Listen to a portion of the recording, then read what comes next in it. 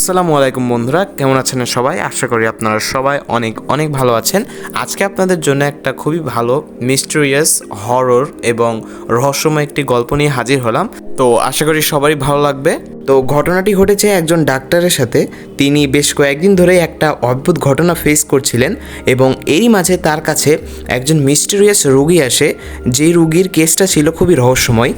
তো আশা করি আপনাদের সবারই ভালো লাগবে। তো গল্পটি শুরু হচ্ছে। মোবাইলে টাইম দেখে রীতিমতো অবাক হচ্ছি। 4:44। এখানে অবাক হওয়ার মতো কিছু না থাকলেও অবাক হচ্ছি, কেননা এটা প্রথমবারের মতো নয়। গত এক সপ্তাহ থেকে এই ব্যাপারটা লক্ষ্য করছি। যখনই মোবাইলে টাইম দেখছি তখনই দেখছি যে সবই একই নাম্বার, অর্থাৎ হয় 11টা 11 বাজে, অথবা 4টা 44, অথবা 12টা 12 বাজে, অনেক সময় 10টা 10ও বাজে। প্রথম এটাকে কাকতালীয় ব্যাপার ভেবেছি, কিন্তু এখন দেখছি এটা মোটেও কাকতালীয় নয়। আমার সাথে এই একই ব্যাপারটা বারবার হচ্ছে। ব্যাপারটা নিতুকে বললাম। নিতু অবশ্য ব্যাপারটা হেসে উড়িয়ে দিয়েছে। গত রাতের কাহিনী। হঠাৎ করে রাতের বেলা ঘুম ভেঙে যায়। পানি খেয়ে এসে মোবাইলে দেখি 11টা 11 বাজে। আমি নিতুকে জাগিয়ে দিয়ে বললাম, দেখো তুমি তো পাত্তা দিচ্ছিলে না, যখনই সময় দেখছি তখনই একই অবস্থা। নিতু ঘুম জড়ানো গলায় বলল, তো কি হয়েছে? ওই সংখ্যাগুলো কি তোমাকে কামড় দিচ্ছে? আমি নিতুকে বললাম, তুমি বুঝতে পারছো না কেন? Something is wrong. কাকতালীয় ব্যাপার হলে 1-2 বার হবে, বারবার হবে না। নিতু হাসতে হাসতে তার চুলগুলো ঠিক করতে করতে বলল, ওকে বলছি আসলে কি হচ্ছে। ব্যাপারটা সময় নয়, তুমি সৃষ্টি করেছো। তুমি এমন নির্দিষ্ট সময় টাইম দেখছো যখন তুমি সব একই নাম্বারগুলো দেখতে পাচ্ছ।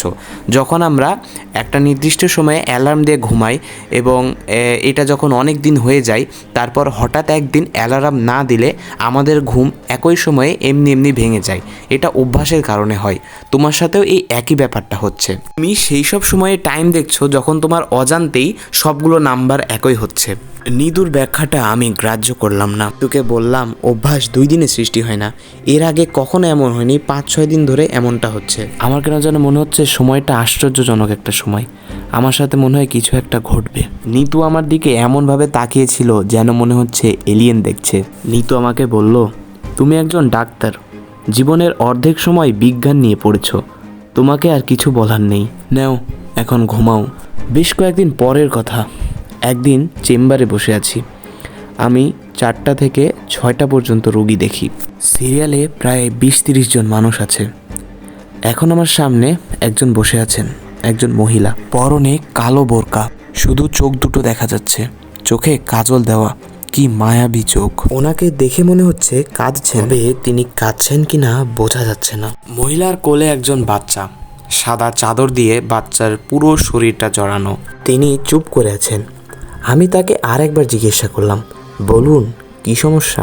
মহিলাটি তার কোলের বাচ্চাকে আমাকে দেখালেন। বাচ্চার বয়স সম্ভবত 7-8 মাস। আমি প্রথমে ভেবেছি এই মহিলাটি রোগী, তবে পরে দেখি না। তবে আমার ভুল ভাঙল। তিনি তার বাচ্চাকে দেখাতে নিয়ে এসেছেন। আমি আবার তাকে জিজ্ঞাসা করলাম, হ্যাঁ বলুন, বাচ্চার কি সমস্যা? মহিলাটি বাম পাশের দরজার দিকে তাকালেন, তারপর আমার দিকে। এবার তিনি বাচ্চাটার দিকে তাকাচ্ছেন, এরপর আবার তাকালেন টেবিলের দিকে। আমার মনে হলো মহিলাটি ঠিক যেন বুঝে উঠতে পারছেন না যে কোথা থেকে শুরু করবেন। ডাক্তারদের ধৈর্য প্রচুর। আমি ধৈর্য ধরেই রইলাম। তারপর মহিলাটি চট করে আমার চোখের দিকে তাকিয়ে বলতে শুরু করলো, আমার বাচ্চাটা মাঝে মাঝে পরিষ্কার বাংলা ভাষায় কথা বলে। আমি থতমত খেয়ে জিজ্ঞেস করলাম, মানে? মহিলাটি হতাশ দৃষ্টিতে তার বাচ্চাটির দিকে তাকিয়ে বলল, আমার বাচ্চা, তার বয়স 7 মাস। আর 10টা সাধারণ বাচ্চার মতো নয় সে। তার কান্না পেলে তার ঠোঁট কাঁপে আর চোখ দিয়ে পানি পড়ে, একদম বড়দের মতো। সে জন্ম নেবার সময় একটুও কাঁদেনি। সে হাসে, কিন্তু হাসলে কোনো শব্দ হয় না, বলতে পারেন মুচকি হাসে। আমি চুপচাপ হা হয়ে মহিলার কথা শুনছি। কে জানতো আমি আমার ডাক্তারি জীবনের সবচেয়ে অদ্ভুত ঘটনার মুখোমুখি হতে যাচ্ছি। মহিলাটি বলল, আমার নাম রাবেয়া। আমার বাচ্চাটার এখনও নাম রাখিনি। একজন তাকে এক নামে ডাকে। ওর বাবা ডাকে পুটি বলে, দাদা দাদি ডাকে মণি বলে, চাচা ডাকেন জয়ী নামে। তার চাচা অবশ্য ঘোষণা দিয়েছেন জয়ী হবে তার নাম। আমি ওকে ডাকি চুপ কথা বলে। আমার শ্বশুর শাশুড়ি, স্বামী এবং স্বামীর ছোট ভাই নিয়ে আমাদের সংসার। আমার বাচ্চার প্রথম কথা বলার ঘটনাটা আপনাকে বলি। সেই দিন ছিল শুক্রবার, সবাই জুম্মার নামাজ পড়তে গেল। বাসায় ছিলাম শুধু আমরা 3 জন, আমি, আমার শাশুড়ি এবং আমার স্বামীর ছোট ভাই। সে নামাজ কালাম পড়ে না, এমনকি জুম্মার নামাজও পড়ে না। তার নাম জুনায়েদ, বয়স 25 কি 26। সে চাকরি খুঁজছে, তবে এখন বেকার। এই জুনায়েদের আবার অনেক সমস্যা, তার জিন ঘটিত অনেক সমস্যা রয়েছে। অবশ্য আমার স্বামী মনে করেন তার মানসিক সমস্যা। বাচ্চাকে ঘুম পাড়িয়ে দিয়ে আমি গোসল করতে গিয়েছিলাম। গোসল করে বের হয়ে রুমে ঢুকতে দেখি জুনায়েদ খাটে বসে আছে। ওকে দেখে যতটা না অবাক হব তার চেয়ে বেশি আমি ভয় পেয়েছি। যখনই আমি জুনায়েদের চোখের দিকে খেয়াল করলাম, তখনই আমার ভয়ে গা কেঁপে উঠল। আমার জুনায়েদের আগেকার কর্মকাণ্ডের কথা মনে পড়তে লাগলো। তবুও আমি মনে ভয় নিয়ে জুনায়েদকে বলি, কি জুনায়েদ, তুমি জুম্মার নামাজ পড়ো না কেন? তার চোখ দেখে বুঝতে পারছি যে অস্বাভাবিক কিছু। তার চোখের শিরাগুলো লাল হয়ে একদম ফুলে আছে। আমার শাশুড়ি যত সম্ভব ঘুমিয়েছিলেন। আমার প্রচণ্ড ভয় করতে লাগলো। আমার মুখ দিয়ে কেন যেন কথা বের হচ্ছে না, আমি যেন আমার শরীরও নাড়াতে পারছি না। তখনই আমি হঠাৎ খেয়াল করলাম চুপ কথা কেঁদে উঠল। তখনই আমি কেমন যেন হুঁশ বা জ্ঞান ফিরে পেলাম। আমি তখনই চুপ কথাকে নিয়ে ভয়ে এক দৌড়ে পাশের বাসার ভাবির ঘরে চলে যাই। জানি না কি, তবে জুনায়েদের রাশি যত সম্ভব পাতলা, তার উপর মাঝে মাঝেই জিন ভর করে। একবার আমার স্বামীকে সে কি করে যেন গলা টিপে ধরেছিল। তাকে হুজুর দেখানো হয়েছে, তবে হুজুর বলেছেন যে বড় একজন কবিরাজকে দেখাতে। আমার স্বামী কখনো এইসব বিষয় নিয়ে মাথা ঘামায় না। সে ভাবে এটা জুনায়েদের মানসিক সমস্যা এবং সে এটাকে গুরুত্বই দেয় না। রাবেয়া এক পর্যায়ে থামলো। আমি তাকে পানি এগিয়ে দিলাম। পানি খেয়ে সে আবার বলতে শুরু করলো। রাবেয়া বলল, আমি বাচ্চার মুখের দিকে তাকালাম। বাচ্চার এতটুকু চেহারায় আমি ঠিকই বুঝতে পারছি যে তার চোখ মুখ লাল হয়ে গিয়েছে। ফর্সা মানুষ যেমন রেগে গেলে তাদের চোখ মুখ লাল হয়ে যায়, ঠিক তেমনি চুপকথারও চোখ মুখ লাল হয়ে গিয়েছে। কেন যেন আমার মনে হচ্ছিল যে চুপকথা রেগে আছে। ব্যাপারটা আমার খুব অদ্ভুত লাগলেও আমি চুপকথার কপালে আর গালে চুমু দিতে থাকলাম। আজকে চুপকথার জন্যই হয়তো বাঁচতে পারলাম, নতবা কে জানি সেই দিনকার মতো আমার স্বামীকে যেমন জুনায়েদ গলা টিপে ধরেছিল, আজকে আমারও সে গলা টিপে ধরতো। আমার শাশুড়িও শুয়েছিল, যা কিছুই হতে পারতো। আমার কেন জানি মনে হচ্ছিল যে চুপ কথায় আমাকে বাঁচালো। কেননা এর আগে কখনোই চুপ কথা কাঁদেনি, কখনোই সে ছোট বাচ্চাদের মতো জোরে জোরে কাঁদতো না। আমি বেশ অবাকই হতাম। তবে এখন ধীরে ধীরে আমি মনে হচ্ছে কিছু যেন বুঝতে পারছে চুপ কথার ব্যাপারটা, তবে পুরোটা স্পষ্ট না।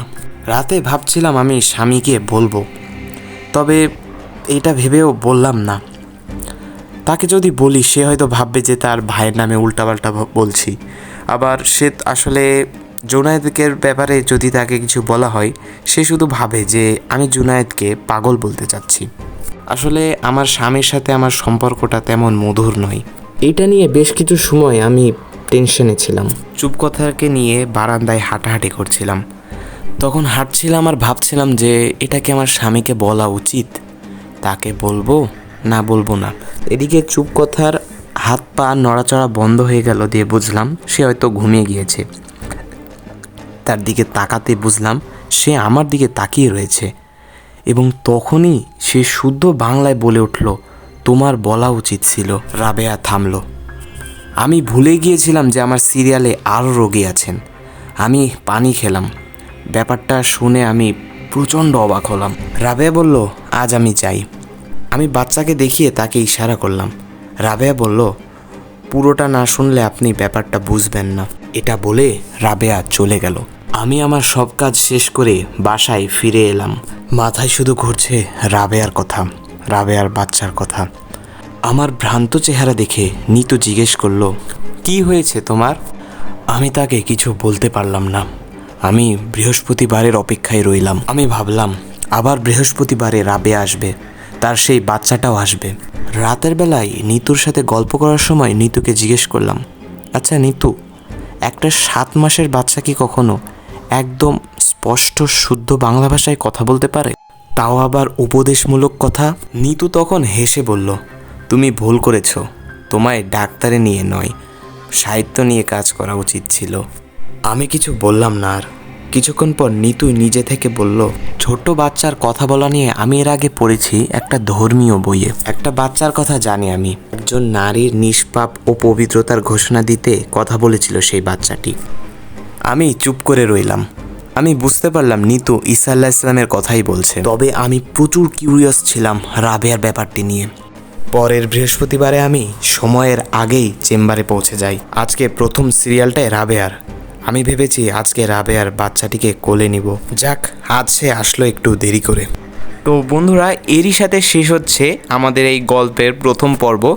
গল্পটির নাম তো আশা করি আপনাদের সবারই ভালো লেগেছে। দ্বিতীয় পর্ব আসবে খুবই শীঘ্রই।